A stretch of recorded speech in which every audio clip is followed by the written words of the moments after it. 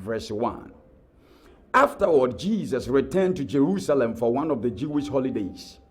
Inside the city near the sheep gate was the pool of Bethesda with 5 covered porches. Crowds of sick people, blind, lame, or paralyzed, lay on the porches. One of them lying there had been sick for 38 years. When Jesus saw him and knew how long he had been ill, he asked him, "Will you like to get well?"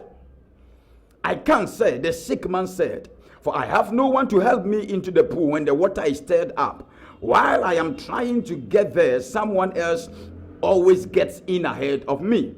Jesus told him, "Stand up, pick up your sleeping mat and walk." Instantly, the man was healed. He rolled up the mat and began walking. But this miracle happened on the Sabbath day. Hallelujah.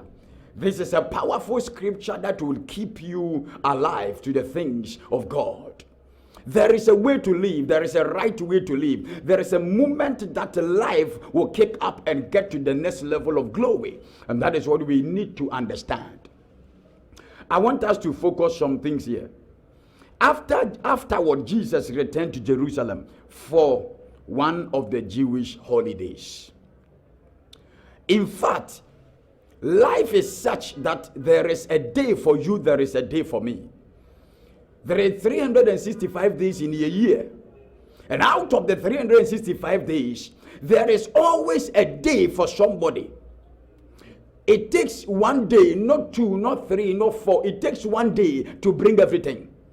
If it is pain, it takes one day. If you worry, it takes one day. If it is blessing, it takes one. If it is perfection, it takes one day.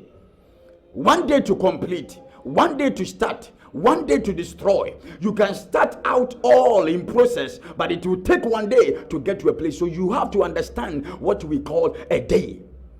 A day is the blessing God has given to man. You have to work within the day to make it work.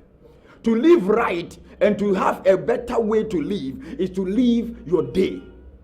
I'm talking about your day because you have to make it a day. Morning comes, evening goes, and we go to sleep.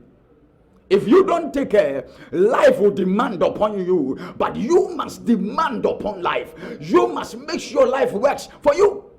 The choices is with you. The decisions is with you. We need to be aggressive. So one day, out of the Jewish holiday, Jesus went there and something is going to happen. Keep going. Keep pressing on. Keep doing. One day will be of your chance. Keep doing. You have failed 10 times. Keep pressing on. Overcome. Press. Crash down. And one day will be a blessing to your own soul, to your own spirit. Hallelujah.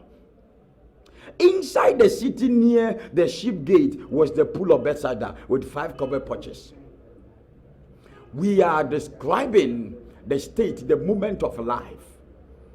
And I came to challenge you. You are at a place. The place may not be good. The place may not be nice for you. But things are coming in process to the place that you are. God has made life in such a way that every single individual will have and meet and encounter privileges, opportunities in your life. No one on this earth just left like an animal. You are created in the image of God, and God has prepared everything to come your way. So you must be aggressive, on focus, on point, to make sure things are going to work for your destiny. The right way to live. Crowds of sick people, blind, lame, or paralyzed lay on their porches. One thing I want you to focus on the verse 3 is you are not the only person struggling, suffering. You are not the only person crying. Everyone has cried the same cry you cried before. Everyone has gone through the same pain you entered. You are not a strange man on this planet Earth. I don't know what you are going through. It may be physical, spiritual, emotional, social, environmental, all kinds of order, education, spiritual, any kind of order.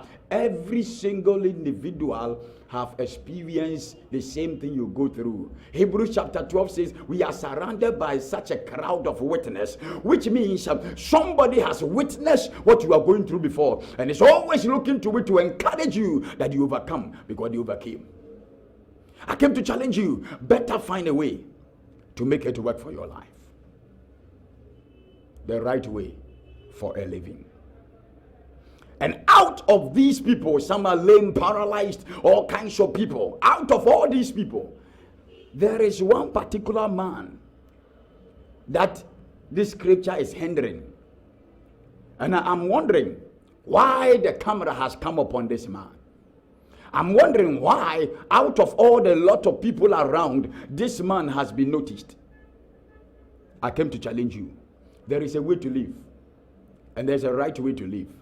And Jesus is going to show this man the right way to live so that we can also live the same way. I don't know how you are living your life. I don't know why you are not happy with your life. I don't know why you are always in pain, sorrow with your life. But if we live right, no matter the challenges, we can still laugh. No matter the sickness, no matter the pain, we can still laugh. If we live right, Job said, all these things have happened to me, but praise be to God. I came to challenge you. I don't know why, but one thing is there is a way to live and the right way to live. And if you live that right way, pain will not determine your life. Challenges, problems will not determine your life. It will rather become a privilege for your life. I don't know how you are dealing with your life. Keep it up. Be in tune, and your life will never be the same. Hallelujah.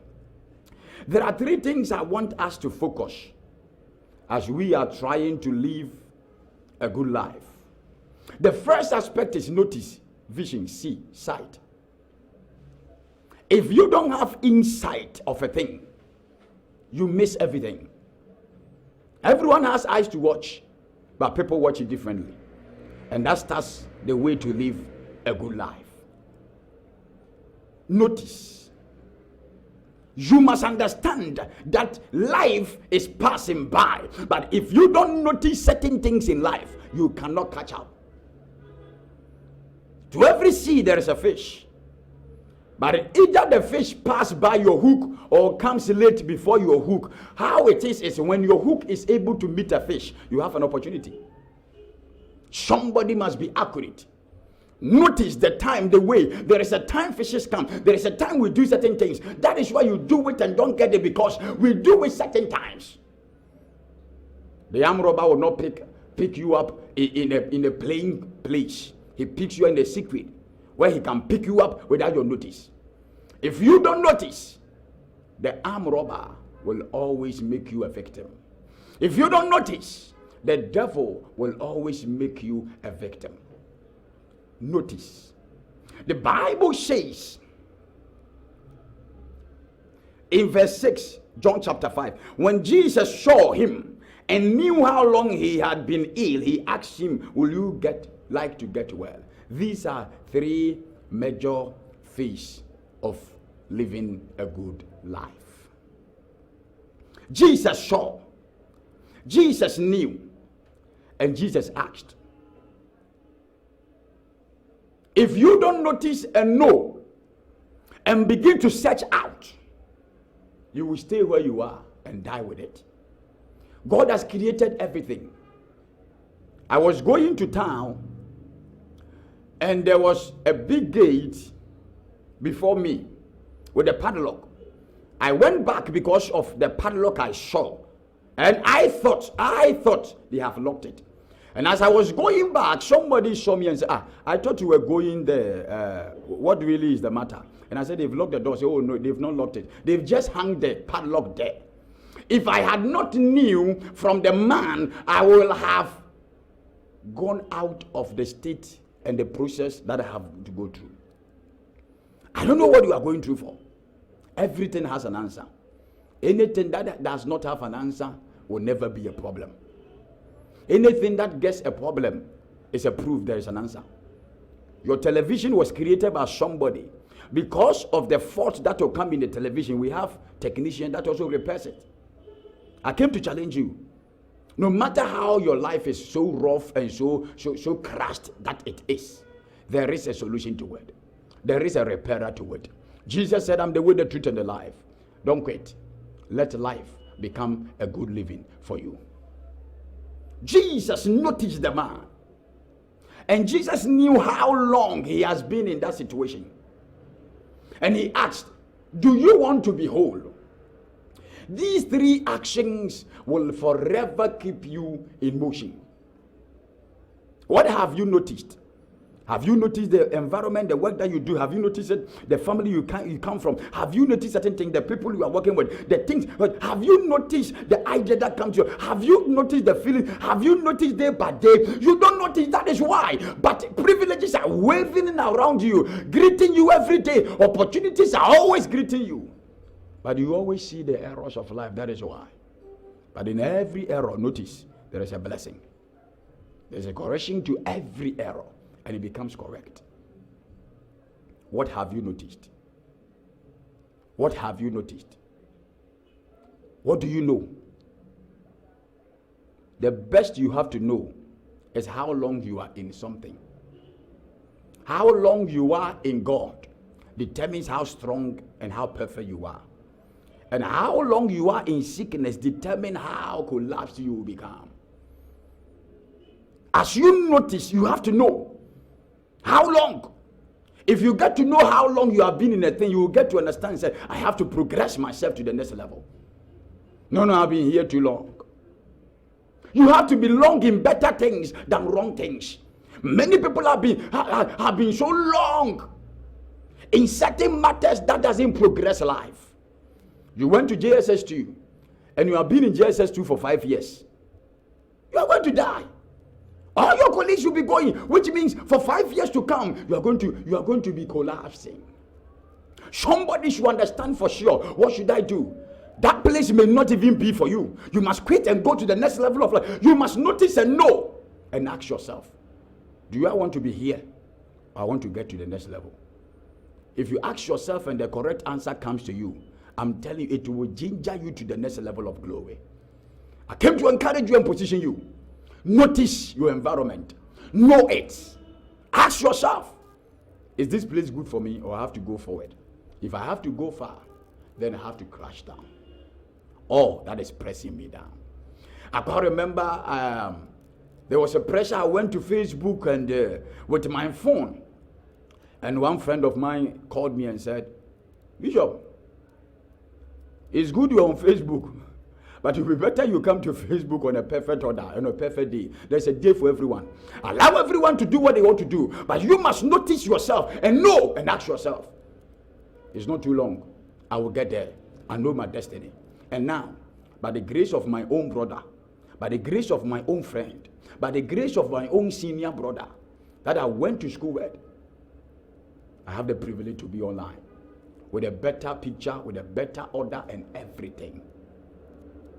There is a time for you, but don't delay. There is a moment for you, but don't delay. Notice, know it, and move with it. The Bible says when Daniel knew by books, he prayed the kind of prayer. The reason why you pray, you don't get the answer. You must pray certain kinds of prayers. But you don't know. Israel, God told Abraham, your children will go to slavery on 400 years. But he came to 430. Why? Until somebody noticed and prayed. You must notice and know. Else, you would think it's a problem, but it was not a problem. Jesus had the disciples. This is not out of sin. But this sickness and disease is to show the glory of God. Wow. A disease is upon somebody to bring the glory of God. And no one knew it. Even the disciples asked, is it the sin of the father or the mother? No. You must notice and know. And if you notice and know, you ask yourself one question. I'm coming out. I know my life is not to end here. I'm coming out. I've been bruised. I've been a victim for long. But I'm going to be a victor. May God help you to live right. Hallelujah. God bless you. Let's see the answers of the man and see the reason why we keep long. We destroy our destiny and we don't know what to do next. The man said, the invalid man said, sir, I have nobody. Jesus is asking him a question. Do you want to be whole? Jesus saw him and knew that he has been long. How is he asking him this question? Jesus wants to know your intellect, your major order, your capacity. What do you want to understand in life? Are you willing to go forward or you are looking for something else? Look at the answer of the man. I can't say The sick man said, for I have no one to help me into the pool when the water is stirred up. While I am trying to get there, someone else always gets in ahead of me. Look at the problem of the church, the problem of the individual, the problem of the personality, the problem of a family. Why? They are so in poverty, they are so in sickness, they are so in mess. The reason is these things. One, the invalid man said, say I have nobody. It's a lie. It's a lie. God has created life so much so that every single individual have helpers on this earth, supporters. People are ready to support you. It's a lie that you have nobody. You are not left alone, because when God saw man alone, he created a woman. So God has created your helpers around you. The day you were born, even God created nurses to keep you up. Your mother could do nothing than to push you. And if no one was there, your head will have been blasted off. But because somebody was there, you were kept. God has kept you to this far. Don't tell me and don't press on with cry that you have no one. There's somebody waiting for you. But you must understand your notice, your knowledge, and your desires and your interest. The man said, I have no one to help me. And I came to challenge you, need no one. When it comes to ideas and vision, you need no one. You need a helper. When you, Jesus, look at when the helper came. Look at when the Holy Ghost came. Jesus said, it is expedient for me to go. It is advantage for you that I go, that it will help you. That the another comforter will come. When is the comforter coming? The another comforter is coming when Jesus has died on the cross and you have accepted him as your personal savior. You have got to know, I need Jesus. You have accepted Jesus. That is where and when the helper will come. When you have not noticed and have not known and have no wishes and desire to come out, no helper will come. We desire a lot, but helpers are around. Until you design your vision, no one can help you. If you just need money to buy food to eat and sit down, you will get no help. But if you have a vision to do, people will come in. God will push people into it to help you to grow up. What is your vision? What is your idea? What is your purpose? The man sitting down to be healed, after the healing, where are you going? The man doesn't. If you have a vision, someone will help you. Dorcas died. The people were pressing on that man of God, apostle, raise this man up. Raise this woman up. Why? The woman had a vision.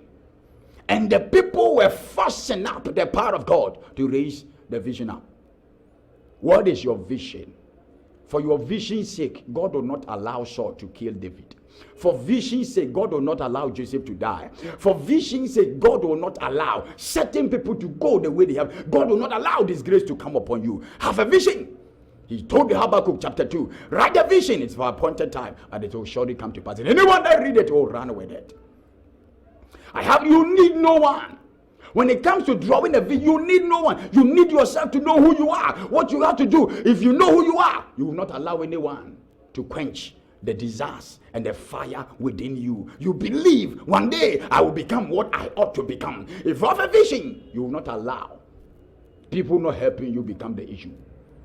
You will crawl and press and push and pull and push and pull, and one day you will tell yourself, I made it. Paul said, I fought a good fight, I run a good race. What is left for me is to hold on to my reward. The man also said one thing: when the water is moving to put me into when the water is moving, I have no one to put me into the water. When the water is moving, I have no one to put me. One thing I saw that was also a problem to you, to me, that we can't go forward, is unpreparedness. After we think it is because we have no one to help us. Help us. After all, when Jesus came in, he said, Jesus did not lift him up. He said, rise and walk. No one came to help the man, but the man walked himself. So why do you need somebody? You need yourself to encourage yourself. You need yourself to empower yourself. If you are waiting for somebody, somebody is also busy with his own life, so no one will come. Encourage yourself, build yourself up, and lift yourself. People will come when they see you on your feet. People will come when they see you moving. Until you take a step, no one comes in to help you. And the next thing is, when the water is moving, I have no one to put me into. You are not prepared, that is why. When you have your bucket and you go to the tap to draw water, after you have completed, fill the bucket to full, you can, anyone passing by, you can tell him, please help me to carry it. But if you have not fetched in the water, and you ask somebody to wait for you before you finish filling the bucket, oh, no one is ready for this. Finish filling the bucket, finish the fetching, finish it, and God will allow somebody to come in. Do it, press on. There's a right way for you. Prepare. And out of your preparedness, you will have a pull or a push to push you to the next level. The next statement, the man said, but when I am trying to come myself, oh, one funny aspect here is we have low self-esteem. Low self-esteem. When you have condemned yourself, so you trying can never make any way out. Once the end, and that is what we stay. We always belittle ourselves. The next thing is we also try to be on the topmost order. It can be possible. Your vim, your confidence determines your level. The man said, when I'm trying. Every great man has tried before, so it's not a mistake trying. But because of low self-esteem, your trying will never end you anywhere. The last thing the man said is, somebody steps down ahead of me.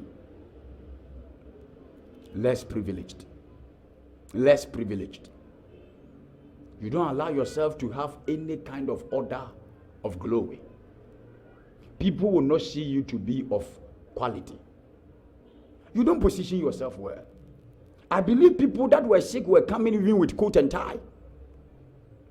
In fact, anywhere you find yourself, people is looking for the quality. They are looking for quality. Less privilege. Some people, the reason why they step ahead of you is you don't push yourself with all quality. You allow your quality to be within you. You don't revolve it out. No one sees what you can do. And for that fact, they can't call you for that. The right living is to see that you can do it. Believe yourself.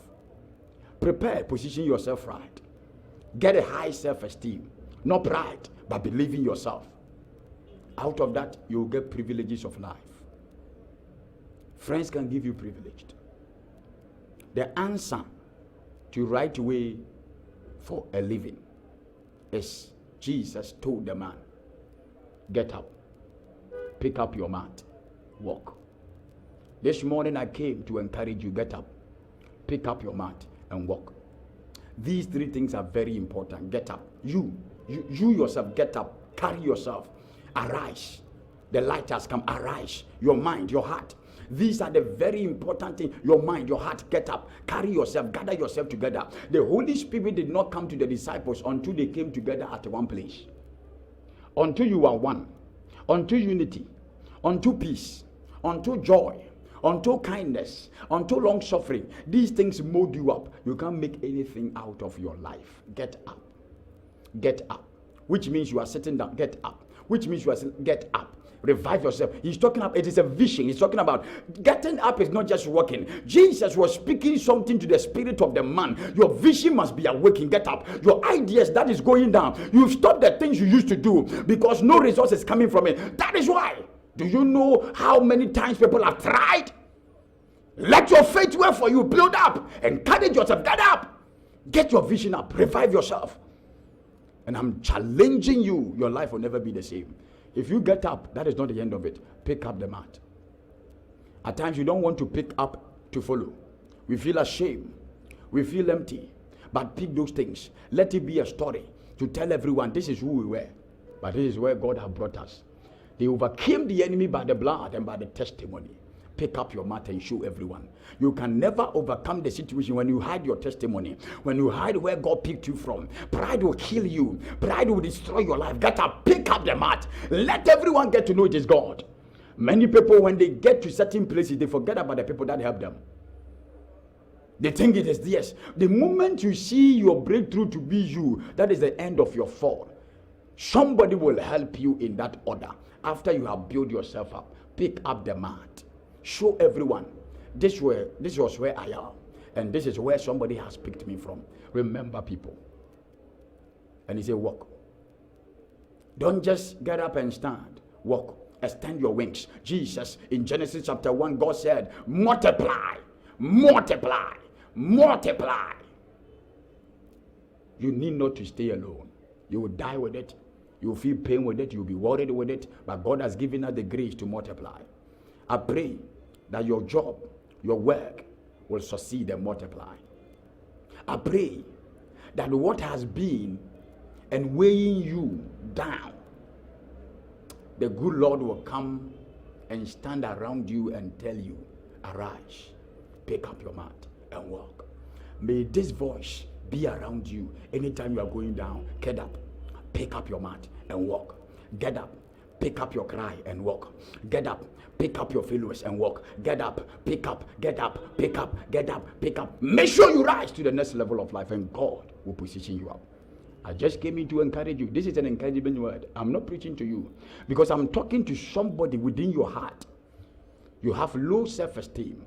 You have lost hope, lost confidence. In fact, things are crumbling down to the extent that you want to even end your life. I came for you to encourage you. Get up.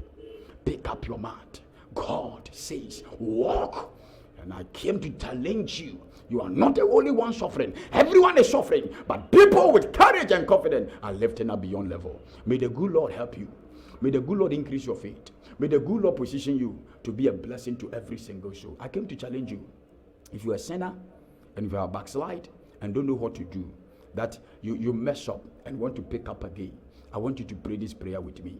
Place your hand on your heart and say, Lord Jesus, I am picking up my mat. Wherever I have fallen, lift me up to the next level. Keep me alive. Let your blood speak for me. Let your mercies rest upon me. Keep my business alive. Keep my marriage alive.